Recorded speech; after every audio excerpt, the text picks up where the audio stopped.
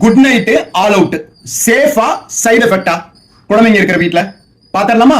இது சேஃப் தான், ஆனா சைடு எஃபெக்டும் இருக்கு. நல்ல காற்றோட்டம் உள்ள ரூம்ல இதை யூஸ் பண்ணா தப்பு இல்ல. காற்றோட்டம்னா ஜன்னல் கதவு இதை திறந்து வச்சுட்டு யூஸ் பண்றது பெட்டர். குழந்தைங்க படுக்கும் பொழுது குழந்தைங்களோட படுக்கை இருக்கிற இடத்துல பிரீதிங் ஸ்பேஸ்னு சொல்ற டிஸ்டன்ஸ்ல இல்லாம தூரமா வைக்கிறது சேஃப். சைடு எஃபெக்ட் எப்ப சின்ன ரூம்ல ரொம்ப பவர்ஃபுல்லா வச்சு யூஸ் பண்றது, காத்தோட்டமே இல்லாம ஜன்னல் கதவை க்ளோஸ் பண்ணி யூஸ் பண்றது, ஏசி யூஸ் பண்ணிட்டு இருக்கிற ரூம்ல யூஸ் பண்றது, குழந்தைக்கு பக்கமா வச்சு யூஸ் பண்றது, இதெல்லாம் சைடு எஃபெக்ட் உண்டாக்கும். என்ன சைடு எஃபெக்ட்? ஏற்கனவே அலர்ஜி தன்மை, வீசிங்கு, இளைப்பு இந்த மாதிரியான பிரச்சனை இருந்ததுன்னா இதை முற்றிலும் அவாய்ட் பண்றது தான் நல்லது. சில நேரங்கள்ல குழந்தைங்க இது ஏதோ விளையாட்டு பொம்மை மாதிரி நினைச்சு அதை பிரிச்சு வாயில ஏதாவது வச்சிருவாங்க.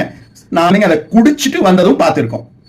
சோ குழந்தைகளோட ரீச்ல இல்லாத மாதிரி பாத்துக்கிறது ரொம்ப முக்கியம். ஆனா டெஃபினட்டா காயில் யூஸ் பண்றதை விட மேட் யூஸ் பண்றதை விட நல்லதுதான் இந்த லிக்விட் ரெப்பலன்ஸ்.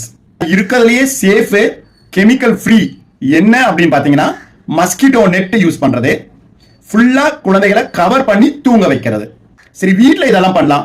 அவுட்டோர்ல குழந்தைங்க போடுற ட்ரெஸ்ல போடுற மாதிரி ரோல் ஆன் அவைலபிளா இருக்கு, அதை வாங்கி அப்ளை பண்ணலாம். ஆனா முக்கியமா அதை வந்து ஸ்கின்ல அப்ளை பண்ணாத மாதிரி பாத்துக்கணும். ஸ்கின்னுக்குன்னு தனியா கிரீம்ஸ் இருக்கு.